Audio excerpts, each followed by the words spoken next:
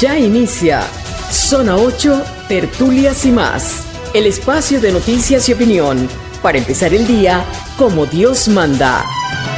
Zona 8, la experiencia informativa que realmente importa. Quedan con ustedes nuestros panelistas.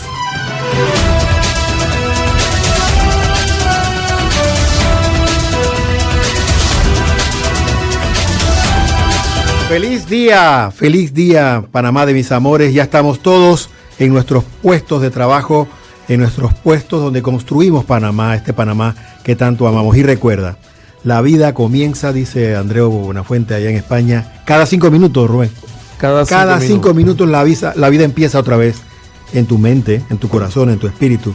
Y podemos hacer de esos 5 nuevos minutos lo que queramos. Depende de cada uno. Vamos a orar.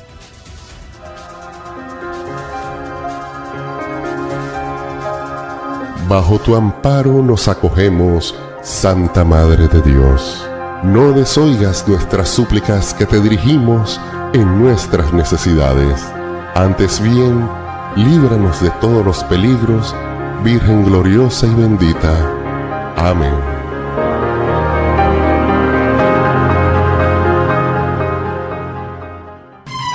Café y titulares.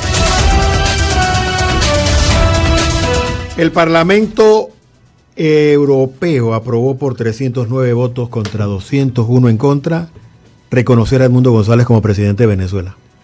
Toda Europa Occidental ya decidió que Maduro debe ir preso, porque también la resolución donde aprueban a Edmundo implica el arresto de Nicolás Maduro. Así están las cosas. Esto es importante. Sí, señor. Importante porque muchas potencias europeas sobre todo, apoyan esto y manda un mensaje contundente al mundo, teniendo en cuenta que es por sentado que Norteamérica, llámese Estados Unidos y Canadá, tienen años de estar en contra de toda el régimen de Maduro, y si vamos más atrás de Hugo Chávez, etcétera, etcétera, etcétera. Sí.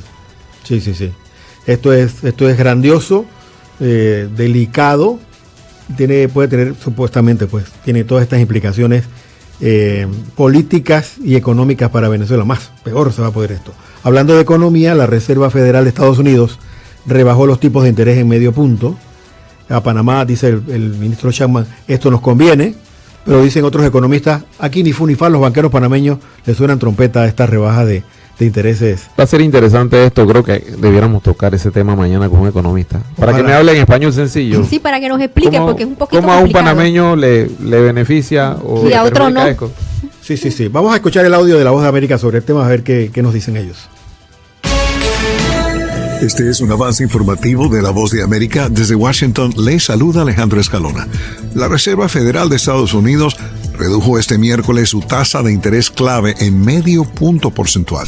La reducción, la primera en más de 4 años, refleja que el Banco Central estadounidense ahora desea centrarse en apuntalar al mercado laboral, que ha mostrado señales de debilitamiento.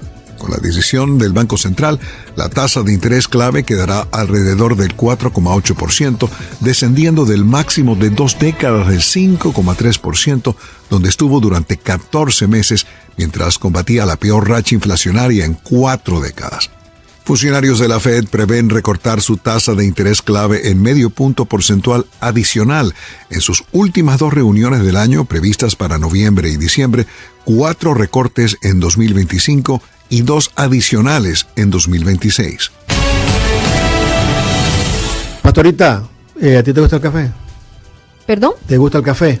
Me encanta el café con leche, qué rico. Polanco, ahí hay noticias sobre café, ¿verdad? Sí, sobre todo café, porque si no, no vivimos el resto del día. A las 6:30 de la mañana de hoy termina una subasta cafetera que tuvo como centro la región de Boquete en Panamá. ¿Y por qué a las 6:30 de la mañana? Porque los principales oferentes provenientes de Asia son los que participan de esta subasta. Claro. En este caso debemos informar que la Mastus Family Estate Coffee impuso nuevo récord mundial con el Geisha de Panamá. Wow. $13,518 por kilo de café logró la familia Lamastus. Esto es un nuevo récord para los panameños. Excelente. Gracias Vamos a Dios tenemos aquí en Panamá un café, por lo menos en el área asiática, está dando el palo. Tenemos que meternos en ese negocio. Pero tú te tragas 4 o 5 tazas de café igual que Pastorita. No lo ven aquí ahora, pero ella trae un termo del tamaño, mide medio metro el termo. Y se lo traga antes que termine el programa. Más grande que ella. Y cuando llego a mi casa sigo. Ayer el arzobispo de Panamá recibió 2 visitas importantes. Ambas tenían el propósito de hablar del tema del Seguro Social. Uno fue la presidenta de la Asamblea Nacional, Dana Castañeda, y también en la tarde Nelva Reyes de Conato. Nelva presentó el proyecto de los obreros para la reforma a la ley del Seguro Social, que lo tenemos a mano, y también tenemos ya en línea telefónica a Maribel Gordón, es candidata presidencial y catedrática de Economía en la Universidad de Panamá, que puede hablarnos un poco, explicarnos esto, cuál es el punto, la base de la propuesta económica de los obreros para la reforma a la ley. También está en línea telefónica en el Zoom Julio García Ballarini, ex director del Seguro Social. Vamos con ellos a conversar de inmediato, luego de la pausa que nos tiene Arsenio. A Zona 8, tertulias y más. Saludos desde Argentina. Les saluda Santiago Alarcón y los quiero invitar para que el sábado 21 de septiembre, sí, escuchaste bien, 21 de septiembre, desde las 5 de la tarde, en el gimnasio de la USMA, participemos del evento Defiende tu Fe, a beneficio de Radio Hogar. Dios les bendiga a todos.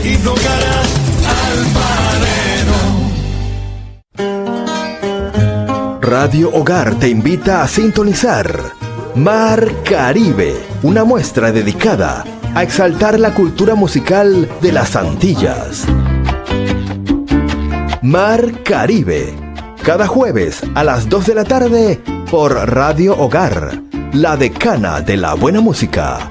¡Te esperamos! Siga con nosotros en más de Zona 8, tertulias y más. El invitado tiene la palabra.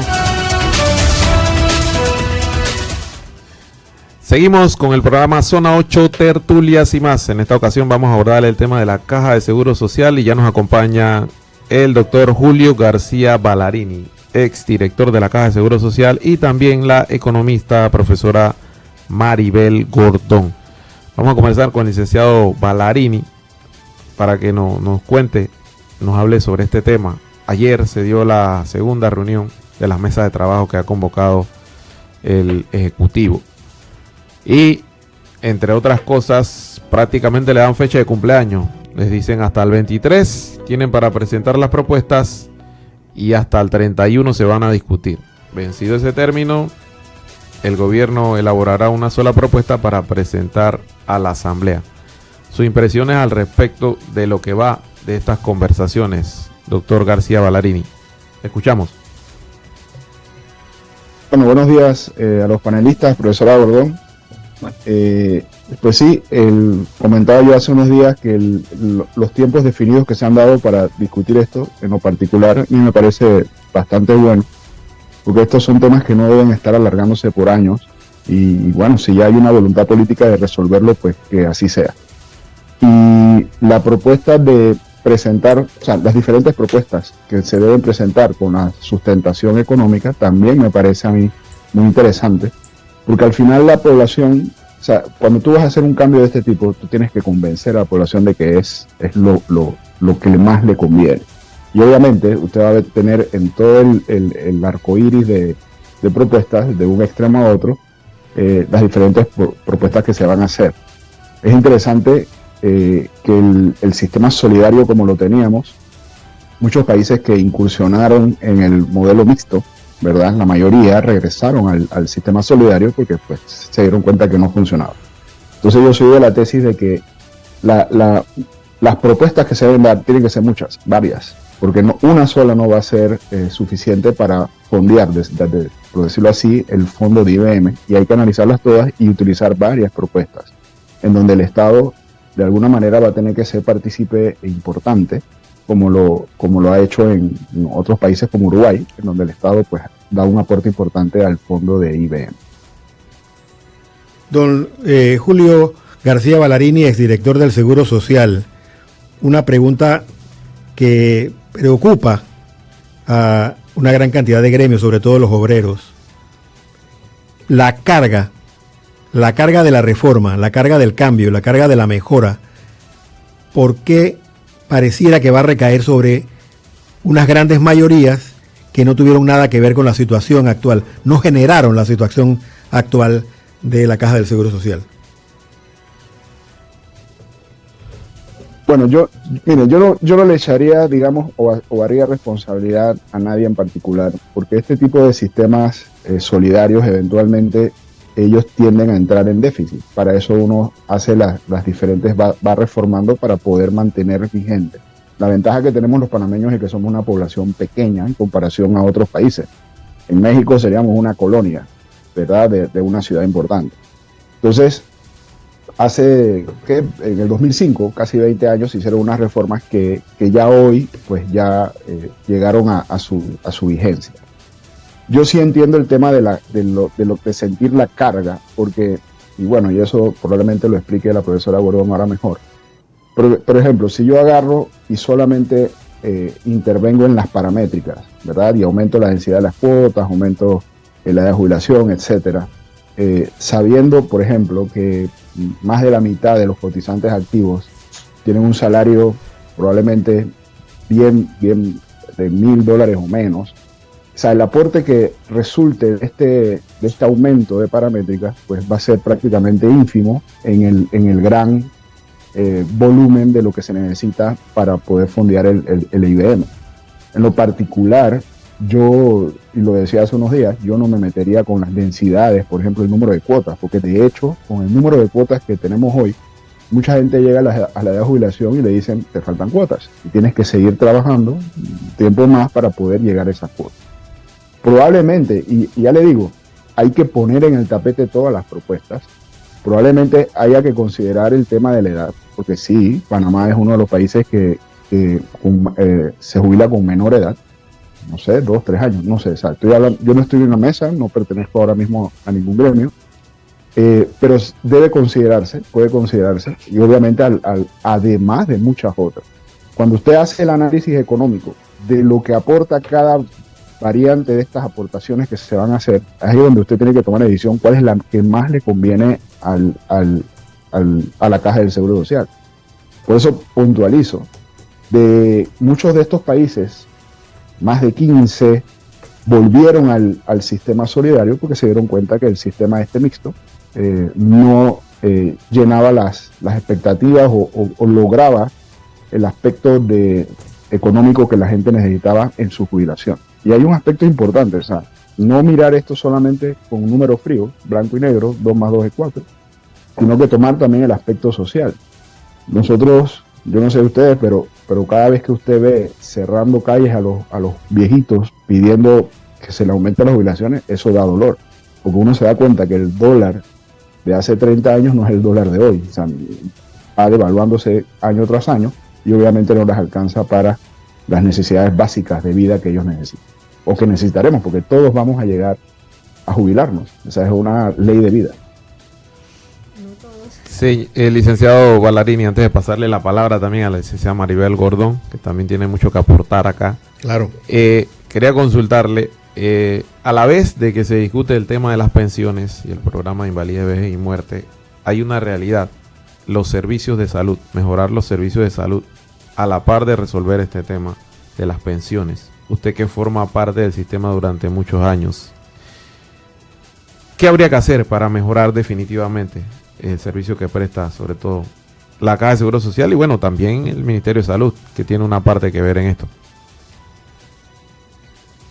Mire, yo estoy totalmente de acuerdo y es innegable el deterioro en el tema de los servicios y las prestaciones de salud. No solamente en el aspecto económico, se habla mucho del tema de los medicamentos, se habla mucho de la logística de conseguir medicamentos, pero yo sí quisiera resaltar un tema importante. O sea, mientras en Panamá nosotros sigamos comprando los medicamentos a 10, 20 veces más costosos que en otras regiones y que a la Caja del Seguro Social o al Estado, por las diferentes leyes que haya, se les amarra las manos y se les impide hacer licitaciones donde participen empresas de afuera o transnacionales o farmacéuticas, lo que sea, vamos a seguir secuestrados con el tema de los precios de medicamentos. Yo no sé si usted lo sabe, pero por darle un ejemplo, o sea, en la Caja del Seguro Social tiene un número de diabéticos que con los medicamentos que aporta la Caja del Seguro Social no cubre ni siquiera el 50%. Entonces, de nada me sirve hacer logísticas para conseguir medicamentos si los precios son prácticamente inaccesibles y no vas a lograr darle tratamiento a todo. Eso por un lado, eso por dar un ejemplo de muchas cosas. Y en el tema de la misma atención per se, mire, y no me gusta decir estas cosas, pero lo voy a decir, ¿sabes? Y no es, ojo, no es ser autobombo, porque uno se rodea de un equipo. Pero yo le voy a dar un ejemplo puntual. Cuando yo entro a la Caja del Seguro Social, una de las primeras cosas que yo hice fue seleccionar a un grupo de sobre todo en la parte de salud, de médicos, que gerenciaran los diferentes servicios. Y uno de los servicios, habían citas, por ejemplo, a los cateterismos estaban a 1 año las citas. O sea, ¿para qué usted se va a hacer una cita a 1 año? Los ecocardiogramas estaban a 1 año también. Y nosotros saliendo, se lograba que las citas de cateterismo estuvieran a las 24 horas y los ecocardiogramas a los 3 días. O sea, sí se puede lograr hacer cambios simplemente colocando personas correctas en los puestos correctos para hacer una gestión correcta y obviamente supervisando lo que están haciendo esos administradores. Porque es una pirámide. El que está arriba, el director de la caja, viene después el director de prestaciones de salud y después viene todo el resto de la pirámide de jefes de diferentes secciones, servicios, etcétera, en la parte de atención de salud, en la parte de laboratorios, en la parte de rayos X, etcétera. O sea, sí se puede hacer una mejor gestión sin hacer, como le digo, mayores cosas que simple y sencillamente supervisar correctamente y poner las personas correctas en los puestos. Sí se puede hacer, porque lo hicimos. Pastora Portugal.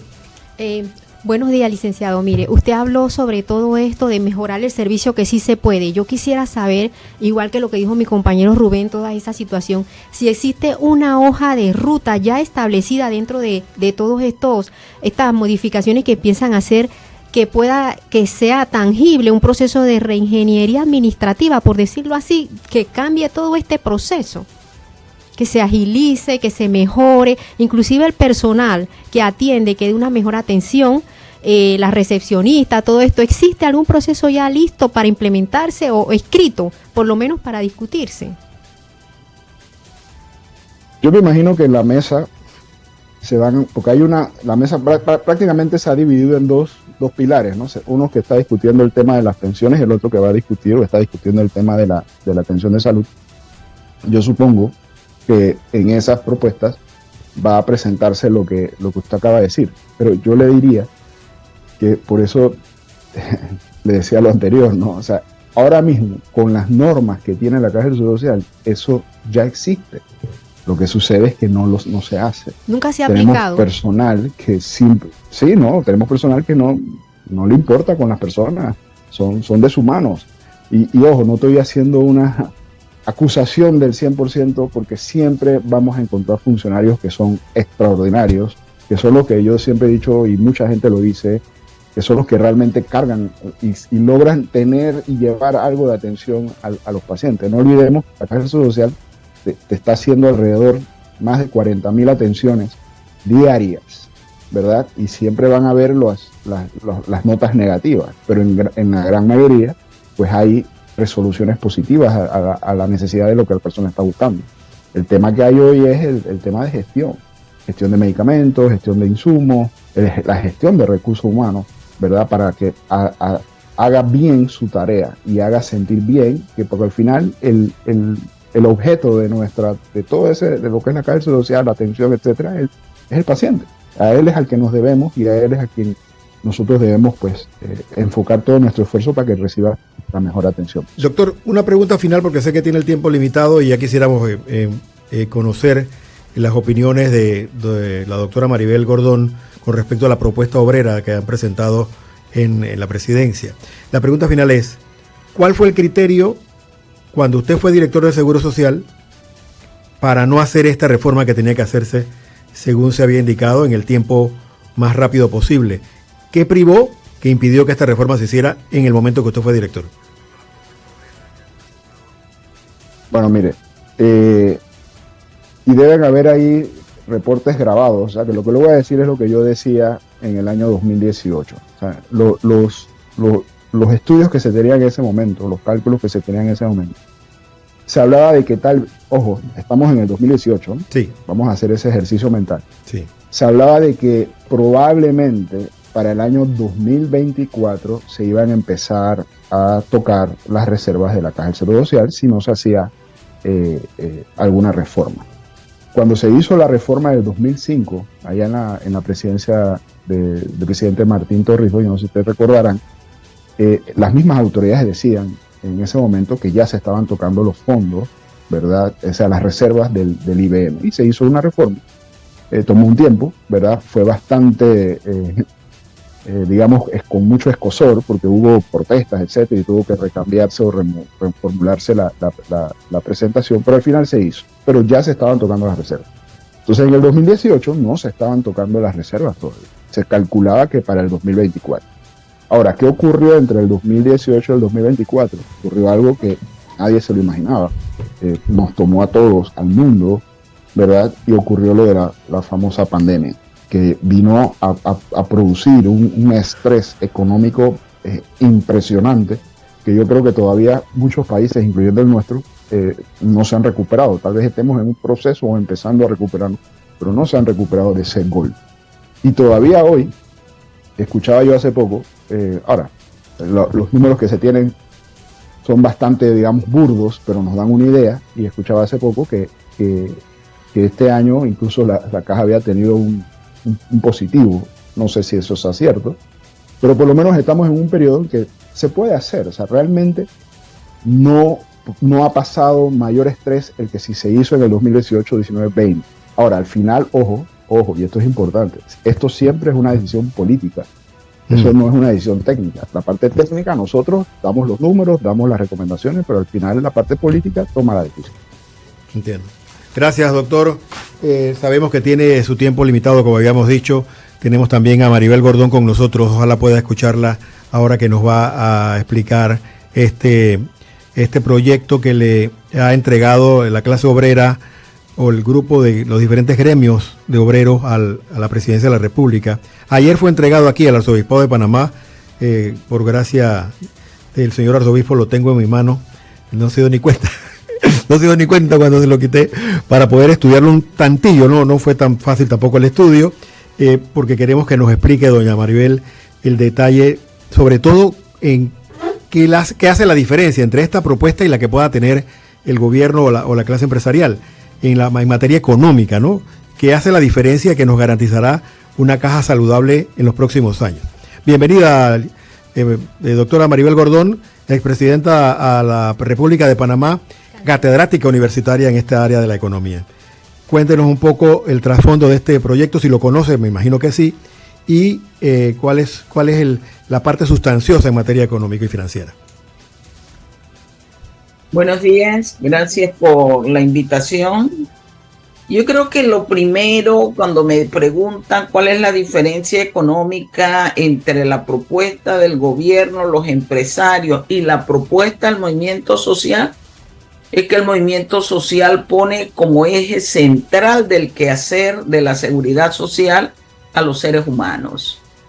No el negocio, no la ganancia. Yo creo que ahí hay un elemento fundamental. Se trata de garantizar el derecho a la seguridad social, que en nuestro país está dirigido a través de una institucionalidad que se llama Caja del Seguro Social, en el sentido del programa de enfermedad y maternidad, del programa de riesgos profesionales, del programa de invalidez, vejez y muerte y del programa de administración. Algo que niega la supuesta mesa que el movimiento social ha considerado que no es una mesa de conversación, sino que tiene el carácter de mesa de conversa, porque no hay una metodología que permita a quienes participan efectivamente hacer un proceso de discusión en términos de metodología, de facilitadores, del contenido del proyecto y del proceso, no permite establecer quién define y cómo se define, es decir, los consensos, y llama a que se presenten proyectos viables y quién define la viabilidad de los proyectos. Cuando usted evalúa un proyecto, habla de las posibilidades de que sea factible y de que sea viable. Y la factibilidad siempre tiene un carácter social que quiere ser negado en el proceso que se ha establecido. Es parte de la discusión del malestar que tienen las organizaciones que representan al movimiento social. Al igual que en el 2005, comienza a establecerse una discusión en donde pareciera ser que el problema del programa de invalidez, vejez y muerte es exclusivamente un problema financiero actuarial. Y por ende hacen una división de cómo abordar el tema. Y yo creo que ahí viene el primer error. El primer punto que debe establecerse es hacia dónde vamos. Si esta es una sociedad que está en un periodo de transición y cuya edad promedio tiende a ser cada vez mayor y que hay una proyección de envejecimiento de nuestra población, estamos condenando a esa población adulta mayor a la precariedad, a la pobreza. Y hoy hay que tenerlo claro que el 45% de los pensionados viven en condiciones de pobreza. El 60% tiene pensiones de $600 y menos. Entonces, con este denominado proyecto que presenta la patronal en términos de cuentas individuales en todas partes del mundo, ha significado menor cobertura y menor pensión. Si con 60% de la tasa básica de reemplazo hoy se vive en pobreza, nos están proponiendo 37% y menos. Sí, eso es lo que ha pasado en América Latina. Expliquemos y eso. Lo que se ha hecho a nivel de América Latina es retornar al sistema de reparto, precisamente por las inconsistencias.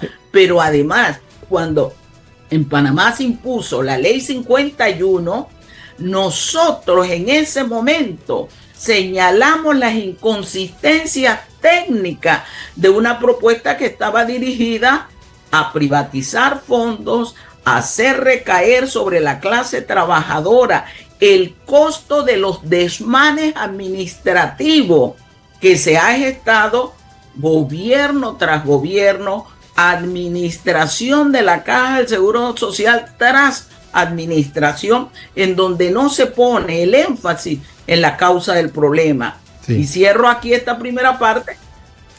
Resolver el tema de la Caja del Seguro Social, y ahí apunta la propuesta del movimiento social, significa discutir, analizar y atender las causas.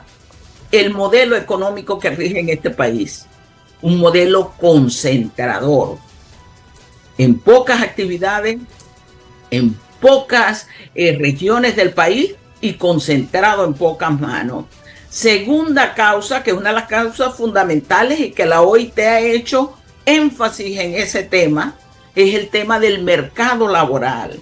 Si en Panamá casi el 60%, si incorporamos al sector agrícola, está en informalidad laboral y los salarios son de hambre, el futuro de la Caja del Seguro Social se ve afectado, porque su principal fuente de ingreso son las cuotas a salarios bajos, pensiones de hambre. Y el tercer elemento que el señor José Raúl Mulino dijo que va a quedar en una sanción moral son los abusos que se han cometido contra la Caja del Seguro Social, los robos, los desmanes, las cuotas que se nos descuentan a los trabajadores, pero que la patronal, véase empresa privada y gobierno, no entregan a la caja del Seguro Social. Y eso está afectando el funcionamiento no solamente del programa de invalidez, vejez y muerte, sino también del programa de enfermedad y maternidad. Y esos son los correctivos, esos son los puntos que no se quieren atender, y por eso dicen, no vamos a hacer historia. Caramba, cualquiera que planifica, y se supone que estamos haciendo una visión hacia futuro, sabe que para planificar, para determinar el futuro, yo tengo que comenzar con una evaluación del pasado, el presente, para luego proyectar futuro. Eso lo tiene en la propuesta del movimiento social, que consiste en retornar al sistema solidario. Se puede hacer, lo han hecho casi todos los países que se fueron a las cuentas individuales. Tenemos que establecer y garantizar el carácter público y solidario de la caja del Seguro Social. Con respecto a eso, estamos planteando revisar las pensiones, son pensiones de hambre. Con respecto a eso, profesora, la fuerza pública se va los comisionados con su último salario. ¿Y por qué el resto de los panameños no? Claro. Profesora, hay una discusión que tenemos que generar. Profesora, para que no se me pase, y algo que usted mencionó, actualmente quien se jubila con el 60% de su salario. ¿Eso es correcto? Según la ley actual. El 60% del promedio de los 10 últimos años de salario. Los 10 a eso años, se le llama la tasa básica de reemplazo. Exacto. Así es. Usted me indica que la propuesta de la empresa privada reduce eso al 37%. ¿Es eso exacto? La propuesta de la propuesta de el Fondo Monetario Internacional habla de 37%. Algunos sectores empresariales han hablado de 40%. En la lógica de lo que han sido las cuentas individuales a nivel de América Latina e incluso de Europa, las tasas básicas de reemplazo rondan 30% y en algunos países incluso es menor. Este es el dilema que nos enfrenta en las llamadas cuentas individuales, en las cuales nos quieren decir que hay 3 pilares, y yo quiero hacer una observación, que en el pilar donde quieren colocar automáticamente a la mayoría que ingrese, similar a lo que hicieron con las mixtas, ellos reconocen que las pensiones pueden ser inferiores a los $255 y ya hablan de una contribución, de una valoración no contributiva que habría que darle, que podría llegar hasta los 120. Es decir, se reconoce lo que ha pasado en el conjunto del mundo, que las pensiones son de hambre, que no permiten garantizar la vida digna de la población en su edad adulta mayor después que generó riqueza, y quieren someter a Panamá y a los panameños y panameñas a ese dilema. ¿Qué tipo de sociedad queremos construir? En un evento que se realizó el sábado, yo decía, esa es la pregunta fundamental. ¿Qué tipo de sociedad queremos? Sí. Y en este país caminamos a cada vez más a mayor concentración de riqueza. Y eso tiene un momento en donde la población ha dicho, no estamos dispuestos a seguir cargando, porque aquí se dice que todos tenemos que poner, que todos tenemos que sacar dinero. Aquí los únicos que han puesto en cada reforma que se le ha hecho a la institución, a la Caja del Seguro Social, son los trabajadores. Se le eliminó las pensiones especiales, la jubilación anticipada que se llama. Se puso edad a la madre para poder ser beneficiaria. Se ha aumentado la edad, la densidad, las cuotas.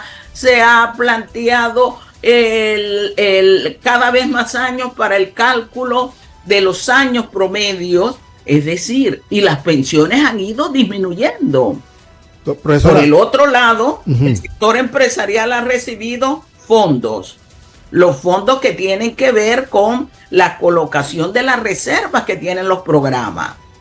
Se les ha permitido tercerización, que el Banco Mundial ha sido claro, eso es una forma de privatización.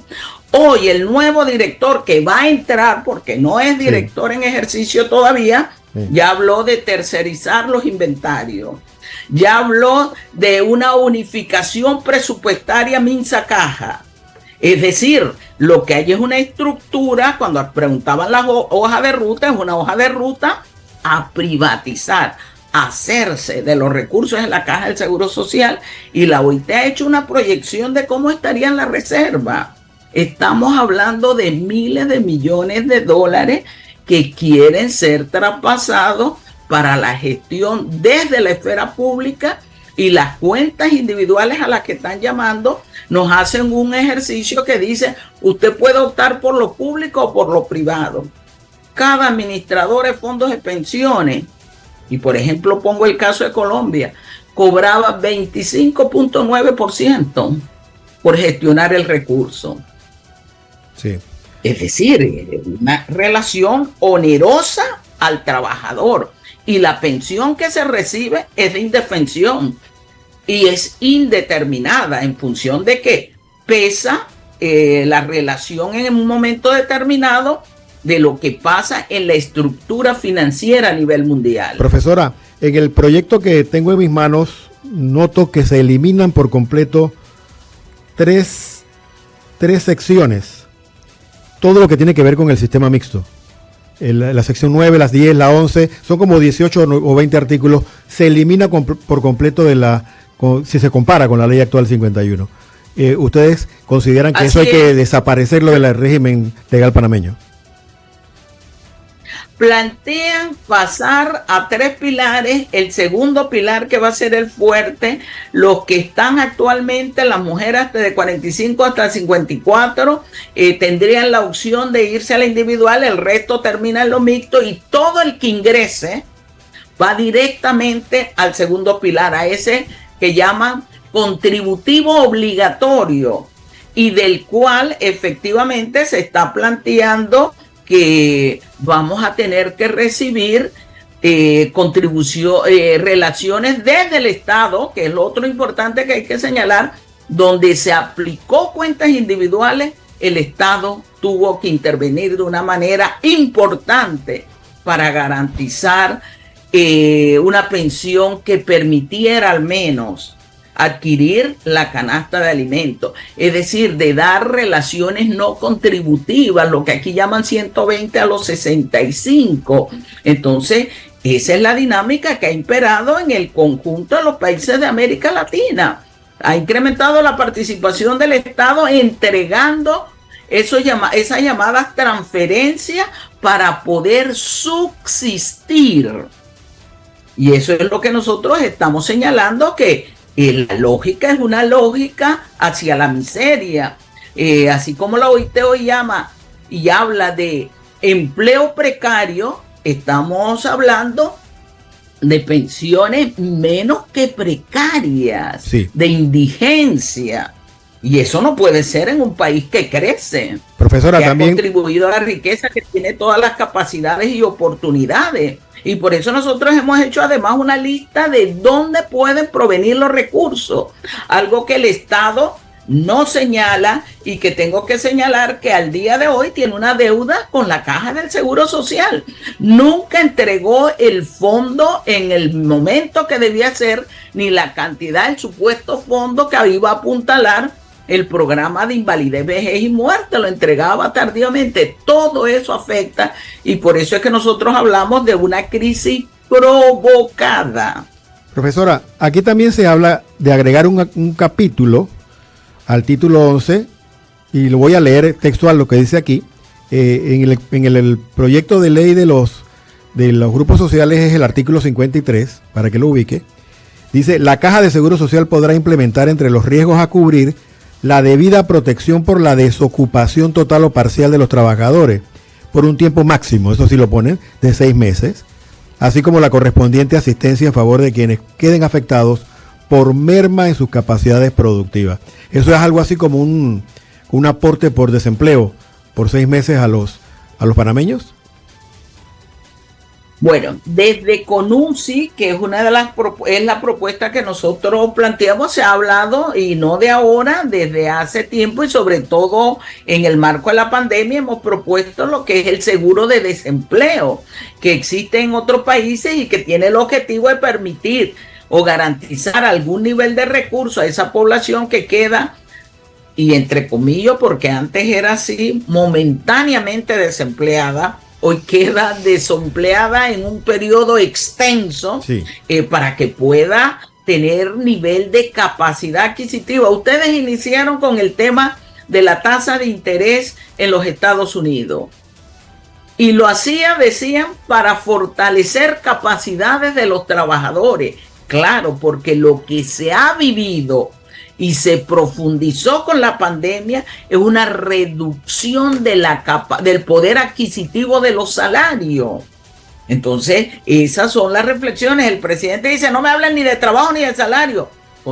Es el marco de la seguridad social en términos de enfermedad, maternidad, de riesgos profesionales, de invalidez, vejez y muerte. Entonces, pareciera ser que hay un divorcio porque hay un proyecto que es el que se quiere llevar, y por eso hablan de la impunidad frente a la deuda, por eso hablan de que son ellos los que van a definir qué propuesta es viable y cuál no es viable, y eso es un autoritarismo en un proceso que debe ser de diálogo real, que no se está dando. Pastora Portugal. Profesora, no me quedó muy claro lo que usted explicó sobre el programa de 120 a los 65. No me quedó muy claro si es que va a desaparecer, cuál fue su punto de vista, y también quisiera saber si económicamente es posible regresar al sistema solidario, la Caja del Seguro Social. Sobre la última pregunta, la propia OIT ha señalado que el costo de la transición a la cuenta individual es mucho más alta. ¿Es posible retornar al programa de solidario, de reparto definido? Sí. Hay que asumir una relación donde efectivamente el Estado tiene que invertir, y por eso yo parto del hecho de qué tipo de sociedad queremos. Aquí se han definido transferencias millonarias para favorecer a sectores empresariales exclusivísimos. ¿Por qué no se puede hacer? Y hemos determinado que además de ese fondo, que se supone se mantiene hasta el 160, tiene que haber un fondo permanente que fortalezca la seguridad social para tener una población y una sociedad que vive en dignidad. Sobre lo de los 120 a los 65, uno de los pilares que se está proponiendo por parte del sector empresarial es lo que llaman las pensiones no contributivas. Es la especie de lo que hoy llamamos 120 a los 65. Aquellas personas que aún cuando trabajaron no se les llevó sus cuotas y no lograron establecer la cantidad de densidad que hoy está en 240 para jubilarse. Las personas que por periodos y periodos reiterativos se mantuvieron buscando empleo, y el mercado laboral, que ha contraído la cantidad de generación de empleo de nuevas fuentes, no logra pensionarse. Entonces allí se tiene un referente que están planteando que sea una gestión, dice, directa desde la Caja del Seguro Social, a lo cual el Estado deberá seguir contribuyendo, generando los recursos. Pero están planteando además que en el segundo pilar, que es el contributivo obligatorio, las pensiones van a ser precarias, y señalan que va a haber quizás la necesidad de otorgar una relación adicional no contributiva que puede llegar hasta los 120. Eso significa pensiones menores de $400, y allí va a estar el grueso de la población. Hoy el salario promedio es 750 balboas, y que está impactado por aquellos 2.9% que reciben más de 3.000, que no es la mayoría. La mayoría va a estar en pensiones precarias, y allí se está planteando sumarle algo no contributivo, como se ha hecho en otros países. Fíjense, en países como Uruguay, para que las personas retornaran al programa solidario, incluso se dieron una serie de beneficios y se planteó subir la tasa, el porcentaje por cada año adicional, que era de 0.85 a 1.50. En Panamá es 1.25. Es decir, tienen un porcentaje mayor que el panameño. Sí. Y yo quiero aclarar algo. Se habla mucho de la expectativa de vida. El referente es la expectativa de vida al momento de pensionarse. Y nos quieren condenar a que si vivimos mucho tenemos que vivir en miseria, en hambre, en no satisfacción de las necesidades fundamentales de vida. No toda la población tiene la misma oportunidad y probabilidad de vivir la cantidad de años que está proyectada. Pero mi pregunta siempre ha sido si el vivir dignamente, si el vivir después que nos pensionamos es un pecado. Y de allí que hemos hablado que la filosofía de estas reformas son una filosofía de trabaje más, pague más, cobre menos y muérase rápido. Bajo la lógica neoliberal, empresarial y de los gobiernos, la única forma de hacer factible estos programas es que usted se muera rápido.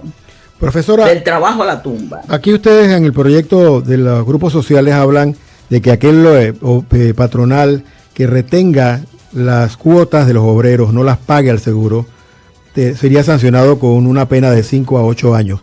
Trato de buscar, porque eso es una modificación al artículo 195D de la ley actual, pero no encuentro ese artículo en la ley actual que hable de sanciones a quienes no paguen la cuota obrero patronal al Seguro Social.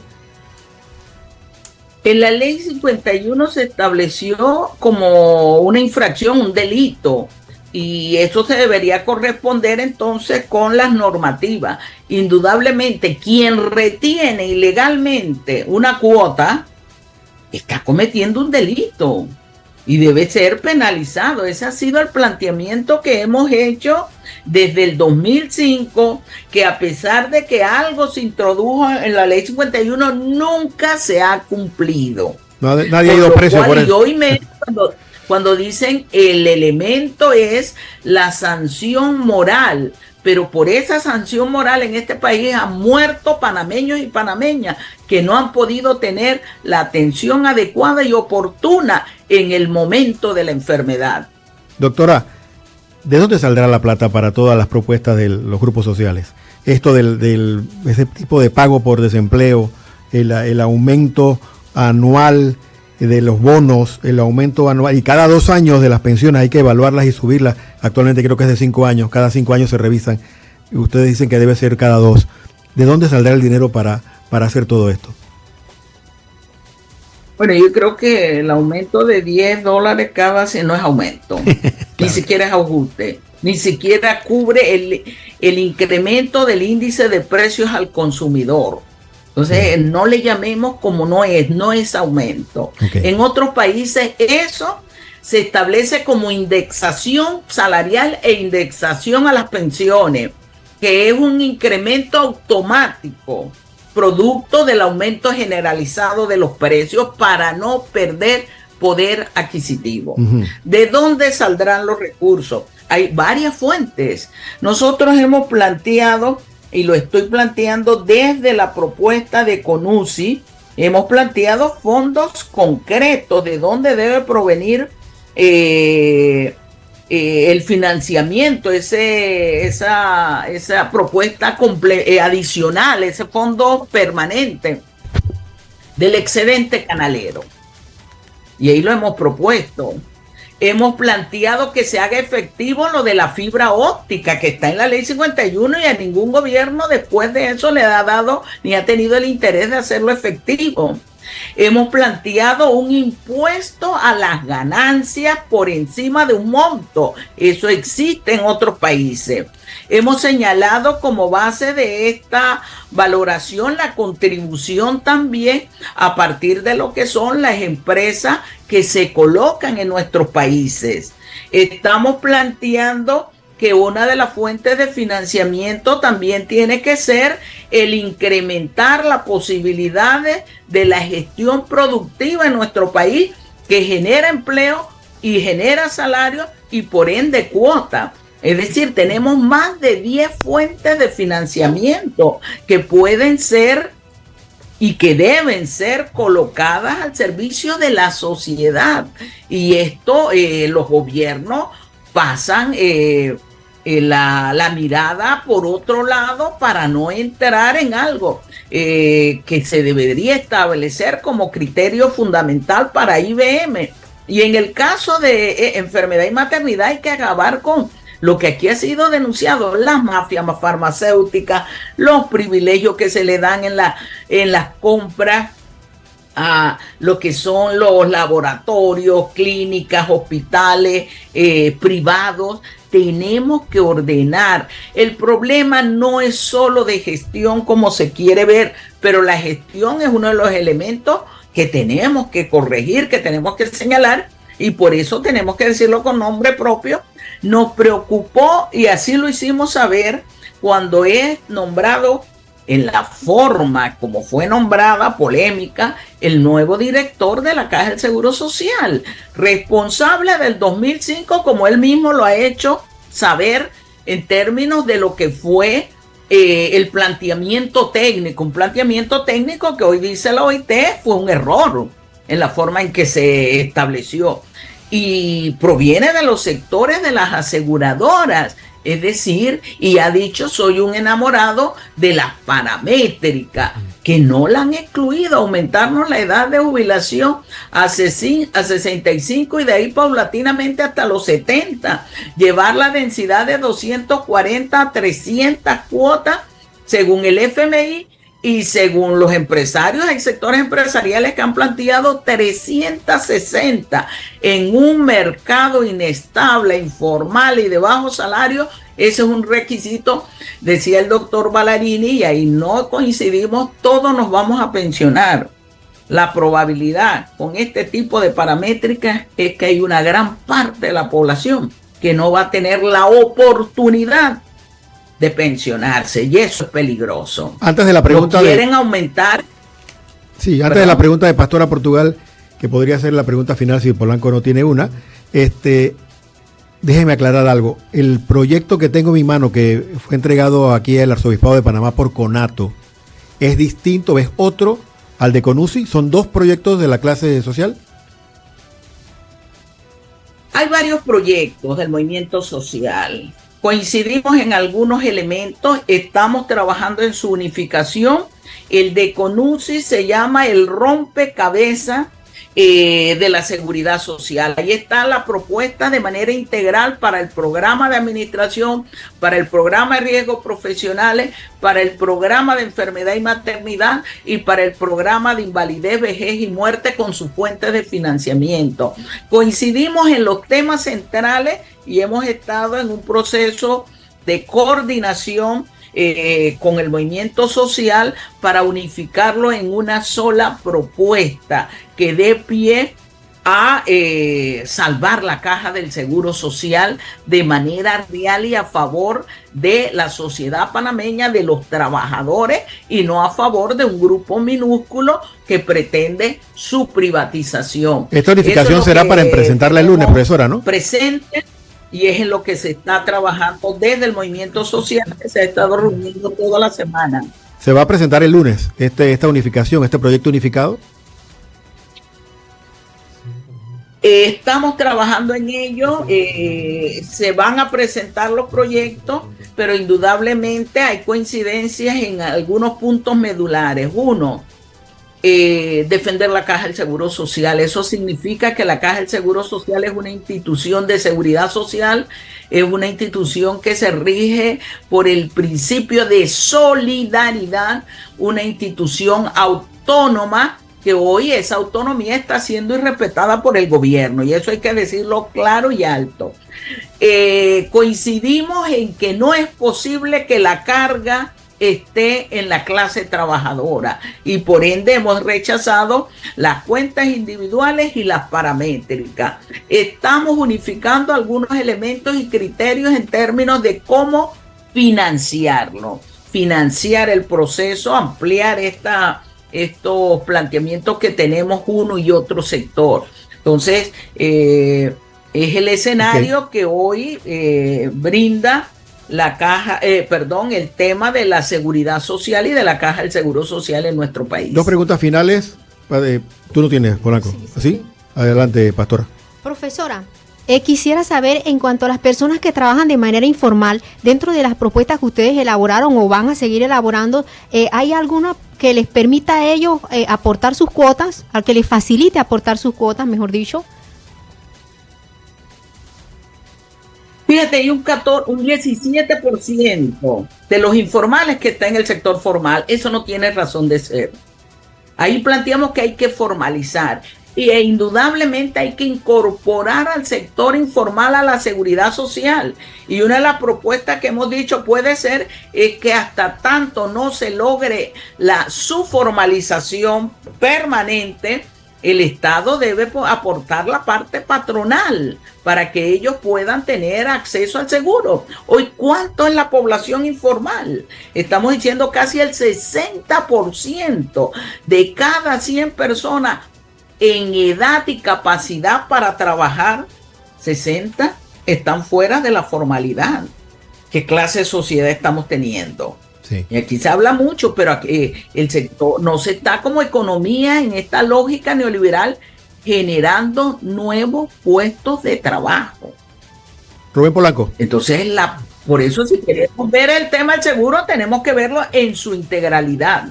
Claro. Bien, gracias, profesora. Gracias, la profesora. participación bastante extensa engondiosa. Y muy completa de la profesora Maribel Gordón.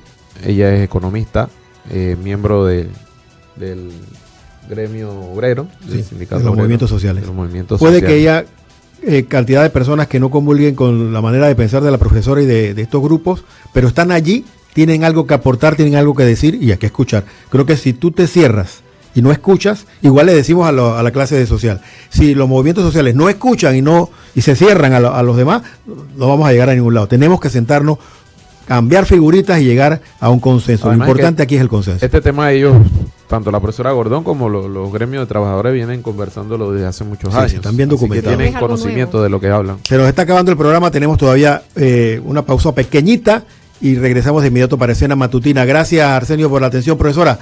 Dios la bendiga, gracias por estar con nosotros, por su tiempo y por venir tan bien preparada. Gracias por la invitación. Ya volvemos a Zona 8, tertulias y más. Tenemos una jornada el 21 a nivel nacional en todas las provincias discutiendo este tema, que es un tema que no es nuevo. Ya volvemos a Zona 8, tertulias y más.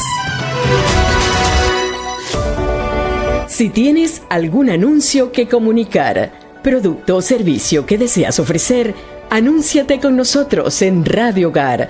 Comunícate a mercadeo@radiohogar.org o al WhatsApp al 6428-8597. Radio Hogar, la voz de tu iglesia. Siga con nosotros en más de Zona 8, tertulias y más. Escena Matutina. Tome nota de lo que será noticia en las próximas horas. Rapidito, Rubén, ¿qué tienes en Escena Matutina? ¿Qué va a pasar hoy en el país? Hoy en la esfera judicial hay una audiencia de apelación. ¿En qué caso? En el caso de los amaños de partidos. Uno de los futbolistas detenidos, Oscar McFarland, está apelando a la detención provisional para ver si le cambia la medida cautelar. También tenemos el tema de los arroceros, que llegaron a un acuerdo ayer con el IMA y el Ministerio de Desarrollo Agropecuario. Ellos tienen un plazo para cumplir, para abastecer con su producción a las ferias que distribuyen arroz. Entonces están se comprometieron a cumplir con el abastecimiento de arroz de primera.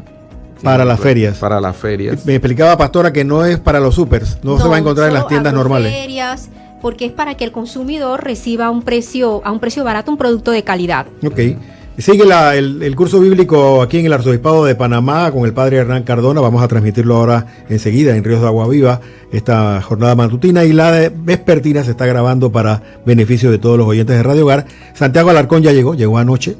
Estará esta mañana en el Colegio de St. Mary's con los graduandos y pregraduandos, y en la tarde en la capilla Nuestra Señora de los Peregrinos. Yo no sabía que existía esta capilla en el Centro Comercial Costa Sur. Cuando sale del Corredor Sur camino a Tocumen, pasa la garita, hay un centro comercial. A la derecha, ahí hay una capilla. Ahí va a estar Santiago Alarcón esta tarde a las 6 de la tarde.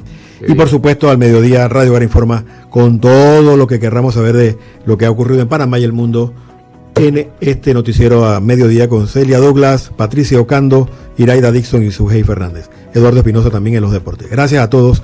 Nos escuchamos y vemos mañana. El tema será arroz. A comer arroz mañana. Hasta aquí, Zona 8, Tertulias y más. El espacio de noticias y opinión para empezar el día como Dios manda. Les esperamos en la próxima edición de Zona 8, Tertulias y más.